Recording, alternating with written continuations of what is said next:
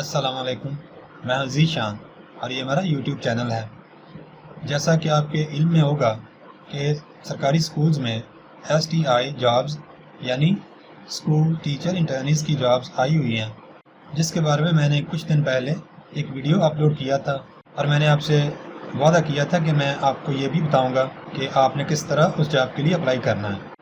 मैंने उस वीडियो में आपको बताया था कि इस जॉब के लिए आपको ऑनलाइन अप्लाई करना पड़ेगा, मगर अब गवर्नमेंट की पॉलिसी में थोड़ी तब्दीली आई है और अब आपको ऑनलाइन नहीं बल्कि मुतल्लिका स्कूल्स में मैनुअली अप्लाई करना पड़ेगा।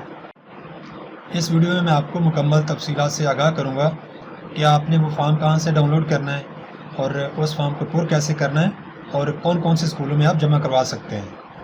आपने इस मुकम्मल वीडियो को बड़े ध्यान से देखना है ताकि आपको एप्लीकेशन फॉर्म पुर करने में कहीं दुश्वारी पेश ना आए। तो आइए शुरू करते हैं। आज का वीडियो शुरू करने से पहले मेरी आपसे रिक्वेस्ट है कि आप में से जिन्होंने अभी तक मेरे चैनल को सब्सक्राइब नहीं किया वो अभी सब्सक्राइब कर लें और बेल आइकन को भी दबा दें ताकि नई वीडियोस के नोटिफिकेशंस आपको फौरी मिल सकें। बहुत शुक्रिया। मेरी आपसे दरख्वास्त है कि आप अप्लाई करने से पहले इन बातों को मलहूज़ खातर रखिएगा। नंबर 1, आप सिर्फ अपनी नेबरहुड काउंसिल या विलेज पंचायत या यूनियन काउंसिल के स्कूल्स में अप्लाई करने के अहल हैं। आपकी मुतल्लिका यूनियन काउंसिल की हदूद में जितने भी सरकारी स्कूल्स हैं, चाहे वो प्राइमरी हों, मिडल हों, हाई स्कूल्स हों या हायर सेकेंडरी स्कूल्स हों, उन तमाम में अप्लाई करने के लिए आप अहल उम्मीदवार हैं। और मेरा आपको मशवरा भी यही है कि आप अपनी यूनियन काउंसिल के तमाम स्कूल्स में अप्लाई करें। यूनियन काउंसिल से बाहर स्कूल्स में अप्लाई आप नहीं कर सकते। नंबर 2, आपको मुतल्लिका यूनियन काउंसिल में रहायशी होने का सबूत पेश करना होगा। ये सबूत आपका यूनियन काउंसिल का डेट ऑफ बर्थ का सर्टिफिकेट होगा। नंबर 3, आप में से जिन उम्मीदवारान की तालीम ज़्यादा है उनके STIs के सेलेक्ट होने के चांसेस ज़्यादा हैं, क्योंकि इन जॉब्स के लिए सिलेक्शन के लिए जो मेरिट का फार्मूला रखा गया है उसमें मास्टर डिग्री तक के नंबर्स जमा किए जाएंगे। इसलिए आप में से जिनकी मास्टर डिग्री मुकम्मल है उनके STIs भर्ती होने के चांसेस भी ज़्यादा हैं। नंबर 4, अप्लाई करने से पहले आप मेरिट का फार्मूला देख लें। प्राइमरी लेवल पर STI के उम्मीदवारान के लिए मैट्रिक की सनद के मेरिट के फार्मूला में 55% मार्क्स हैं, 12वीं जमात की सनद के 15 मार्क्स हैं, ग्रेजुएशन के अगर वो BA या BSc है तो उसके 15 मार्क्स हैं और मास्टर डिग्री अगर है तो उसके 10 मार्क्स हैं। और जिन उम्मीदवारान ने BS किया हुआ है 4 साल का उनके 25 मार्क्स काउंट किए जाएंगे, जबकि 5 नंबर इंटरव्यू के होंगे। इसी तरह एलिमेंट्री लेवल पे जो STIs अप्लाई करेंगे उनके मैट्रिक की सनद के मेरिट के फार्मूला में 15% मार्क्स होंगे, 12वीं के 55% मार्क्स होंगे, 2 साल की ग्रेजुएशन के 15% मार्क्स, मास्टर डिग्री के 10% मार्क्स, जबकि BS के उम्मीदवारान के लिए BS की डिग्री के 25% मार्क्स तस्वर किए जाएंगे और इंटरव्यू के मार्क्स 5 होंगे। इसी तरह जो उम्मीदवारान सेकेंडरी और हायर सेकेंडरी लेवल के लिए STI की जॉब के लिए अप्लाई करेंगे उनके लिए मैट्रिक की सनद के मेरिट के फार्मूला में 15% मार्क्स होंगे, 12वीं की सनद के 15% मार्क्स होंगे, जबकि 2 साल की ग्रेजुएशन के 55 मार्क्स होंगे और MA की डिग्री के 10 मार्क्स होंगे। और जो BS के उम्मीदवारान हैं उनके BS की डिग्री में 65% मार्क्स कंसीडर किए जाएंगे, जबकि इंटरव्यू के मार्क्स इस पोस्ट के लिए भी 5 ही रखे गए हैं। मेरिट के इन फार्मूलाज को जहन में रख के आपको अंदाज़ा हो चुका होगा कि आप में से जिन उम्मीदवारान का MA या BS मुकम्मल है उनकी सिलेक्शन के चांसेस बहुत ज़्यादा हैं। अगर आप STI जॉब्स के मुकम्मल शराइत व ज़वाबित जानना चाहते हैं तो मेरा पहले अपलोड किया गया वीडियो आप देख सकते हैं, जिसमें मुकम्मल तफसील से तमाम शराइत व ज़वाबित का जिक्र है। अब मैं आपको बताता हूं कि आपने अप्लाई करने के लिए फ़ॉर्म कहां से हासिल करना है। STI जॉब्स के लिए अप्लाई करने के लिए मंदरजा झैल वेबसाइट से फ़ॉर्म डाउनलोड करें schools.punjab.gov.pk/jobs। लेकिन इस वक्त वेबसाइट डाउन जा रही है, मतलब ओपन नहीं हो रही। तो आप मेरे इस वीडियो के डिस्क्रिप्शन बॉक्स में दिए गए लिंक से भी एप्लीकेशन फॉर्म डाउनलोड कर सकते हैं। या फिर आप मेरे व्हाट्सएप नंबर 0300714651 पर मैसेज भेज दें, मैं आपको एप्लीकेशन फॉर्म सेंड कर दूंगा। अब देखते हैं कि फॉर्म को किस तरह आपने फिल करना है।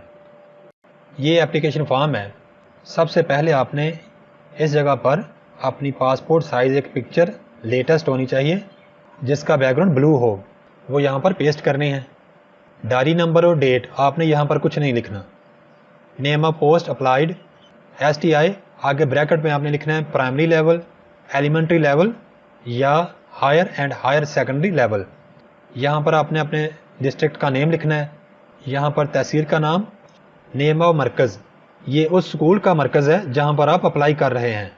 ये आप मुतलका स्कूल में जाकर पूछ सकते हैं कि उनके मरकज़ का क्या नाम है। इस जगह को आप खाली भी छोड़ सकते हैं और इस ब्लैंक को स्कूल में भी पुर किया जा सकता है। नेम ऑफ विलेज, पंचायत या नेबरहुड काउंसिल, ये आपकी यूनियन काउंसिल का नाम होगा। नंबर ऑफ विलेज, पंचायत या नेबरहुड काउंसिल, हर एक यूनियन काउंसिल का एक मखसूस नंबर होता है जो आपने यहाँ पर दर्ज करना है। EMIS कोड, ये उस स्कूल का कोड होगा जहाँ पर आप एप्लीकेशन जमा करवा रहे हैं और यहाँ पे उस स्कूल का नाम आ जाएगा जहाँ पर आप अप्लाई कर रहे हैं। यहाँ पर एप्लीकेंट का CNIC नंबर होगा, computerised national identity card number. यहाँ पर एप्लीकेंट का नेम होगा जो आपने ब्लॉक लेटर्स में लिखना है, यानी बड़ी ABC में लिखना है। यहाँ पर फादर का या हस्बैंड का नाम, डेट ऑफ बर्थ यहाँ पे उम्मीदवार की आएगी, जेंडर सेलेक्ट करना है, मेल है या फीमेल है, रिलीजन मुस्लिम है या गैर मुस्लिम है, मैरिटल स्टेटस आप सिंगल हैं, मैरिड हैं या बेवा हैं, मुतलका अपने बॉक्स को टिक कर देना है। डोमिसाइल ऑफ एप्लीकेंट, कि आपका डोमिसाइल कौन से ज़िले का है, उस ज़िले का नाम लिखना है आपने। डिस्ट्रिक्ट कौन सी है, यूनियन काउंसिल नंबर जो आपने ऊपर लिखा था यहाँ पर वही नंबर आएगा, और विलेज आपका कौन सा है वो यहाँ पर आपने फिल करना है। कॉन्टैक्ट नंबर आपने अपने यहाँ पर मोबाइल नंबर दर्ज करना है और ईमेल आईडी अगर आपकी है तो दर्ज कर दें, अगर नहीं है तो इस जगह को ब्लैंक छोड़ दें, खाली छोड़ दें। फीमेल उम्मीदवार की सूरत में यहाँ पर उसके हस्बैंड का नाम आ जाएगा और यहाँ पे उसके हस्बैंड की डिस्ट्रिक्ट आ जाएगी कि कौन से डिस्ट्रिक्ट में उसकी हस्बैंड की रिहाइश है। फीमेल कैंडिडेट होने की सूरत में यहाँ पर उसके हस्बैंड के डोमिसाइल का जो ज़िला है उसका नाम लिखा जाएगा और यहाँ पर हस्बैंड का CNIC नंबर। यहाँ पर फीमेल कैंडिडेट के हस्बैंड का एड्रेस आ जाएगा जो उसके डोमिसाइल पर दर्ज है। मेलिंग एड्रेस में उम्मीदवार का मेलिंग एड्रेस आएगा जहाँ पे ख़तो किताबत हो सके। नेक्स्ट टेबल बना हुआ है जी एकेडमिक क्वालिफिकेशन का। सबसे पहले है मैट्रिकुलेशन। सब्जेक्ट यहाँ पे आपने आर्ट्स के साथ किया है तो आर्ट्स लिख दें, अगर साइंस मज़ामीन में है तो यहाँ पे आप साइंस लिख दें। बोर्ड या यूनिवर्सिटी का नाम, किस साल में पास किया, कितने नंबर आपके आए, टोटल नंबर कितने थे मैट्रिकुलेशन के, आपका फ़ीसद कितना बना। मैट्रिक में अमूमन CGPA नहीं होता तो आप उसकी बजाय यहाँ पर डिवीज़न और अपना ग्रेड लिख देंगे। डिवीज़न और ग्रेड आपके मैट्रिक की सनद के ऊपर लिखा होता है। ये जो आखिरी वाला कॉलम है मेरिट मार्क्स, ये बेहतर है कि आप खाली छोड़ दें। इसी तरह आपने ग्रेजुएशन, मास्टर और MPhil अगर आपने किए हैं तो आपने उनके पार्टिकुलर्स आगे लिख देने हैं। ये वाला टेबल शो करता है कि आपने कौन कौन से डॉक्यूमेंट्स अपनी एप्लीकेशन फॉर्म के साथ लगाने हैं। सबसे पहले उम्मीदवार अपने CNIC की कॉपी लगाएगा, फिर डोमिसाइल की कॉपी लगाएगा। निकाहनामे की कॉपी ऐसी फीमेल कैंडिडेट्स लगाएंगी जो कि मैरिड हैं, और हस्बैंड का डोमिसाइल साथ लगाया कि नहीं अगर आप मैरिड हैं। फीमेल कैंडिडेट होने की सूरत में हस्बैंड के CNIC की कॉपी लगेगी। सबसे आखिर पे कि आपने अपनी सर्टिफिकेट्स और डिग्रीज़ की तमाम फ़ोटोकॉपियाँ साथ लगानी हैं।